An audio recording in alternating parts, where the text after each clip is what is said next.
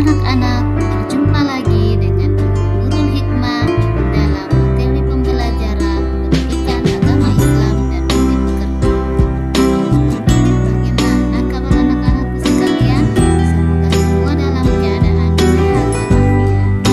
Dan anak-anakku, sebelum belajar, marilah kita bersama-sama membaca doa sebelum belajar.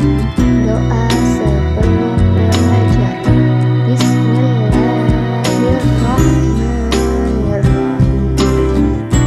Raditu billahi robba wa bil islami dinan wa bi Muhammadin nabiyya wa rasulah. Rabbi zidni ilma warzuqni fahma. Tujuan pembelajaran kita hari ini adalah menjelaskan isi kandungan Quran Surah Al-Hujurat ayat 12. Bila kita bersama-sama menyimak bacaan Quran Surah Al-Hujurat ayat 12.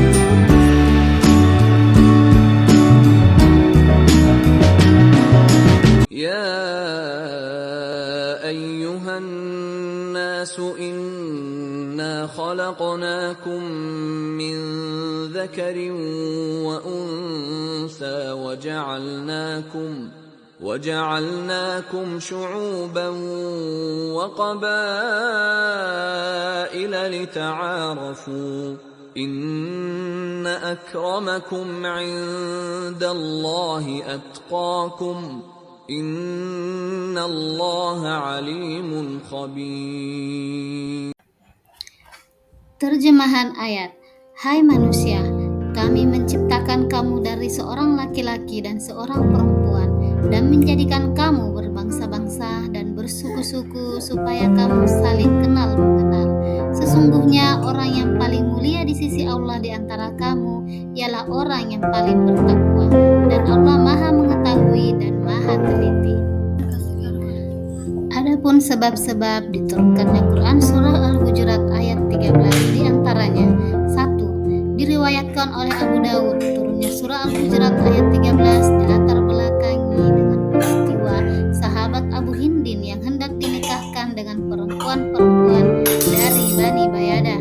Namun, sebagian orang dari suku tersebut bertanya-tanya dan berucap seakan memandang rendah Abu Hindin. Mereka mengatakan, apakah patut kami mengawinkan gadis-gadis kami dengan budak-budak? Pada riwayat lain oleh Abu Mulaikah, Surah Al-Hujurat ayat 13 disebutkan turun berkaitan dengan kisah yang dialami sahabat Bilal bin Rabah saat peristiwa Fathul Makkah sekitar tahun 8 Hijriah. Ketika itu Bilal naik ke atas Ka'bah karena diperintah Nabi SAW untuk mengumandangkan azan. Sebagian penduduk Makkah ada yang berkata sambil mencemoohnya, Muhammad tidak akan menemukan orang lain untuk berazan kecuali burung gagak yang hitam ini. Dari kedua kisah tersebut, maka turunlah Quran Surah Al-Hujurat ayat 13 yang isinya menegaskan manusia agar tidak menghina dan menganggap dirinya lebih baik dari orang lain, dan agar manusia tidak menghina seseorang berdasarkan pangkat ataupun kedudukannya. Nah, berikutnya anak-anakku, mari kita sama-sama memperhatikan beberapa gambar berikut. Dalam gambar pertama, ada suatu keluarga terdiri dari ayah, ibu, dan anak-anak. Jadi Allah menciptakan manusia, ada laki-laki, ada perempuan.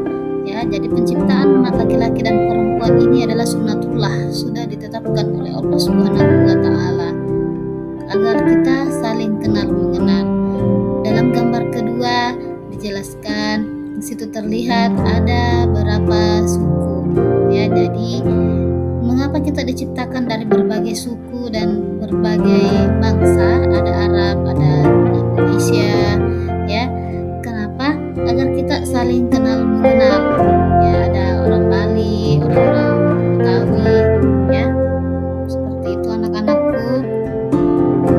Kita lanjut dalam gambar ketiga. Dalam gambar ketiga, di situ ada orang yang berkulit putih, ada orang yang berkulit hitam.